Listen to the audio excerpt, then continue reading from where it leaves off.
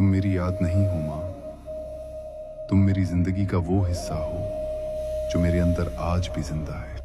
जब तुमने आंखें बंद की तो दिल ये मानने को तैयार ही नहीं था कि तुम वाकई चली गई हो।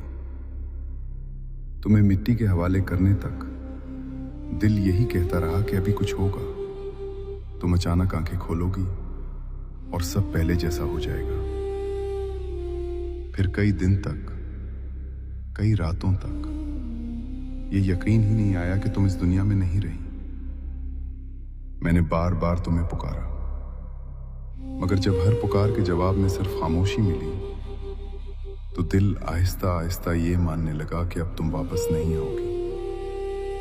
और फिर दिल ने एक नई उम्मीद ढूंढ ली कि तुम ख्वाब में आ जाओगी।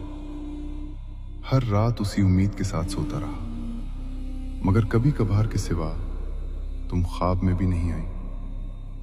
लोगों ने कहा तुम मां को बहुत याद करते हो, इसीलिए वो ख्वाब में नहीं आती। मैंने सोचा ये भी अजीब बात है।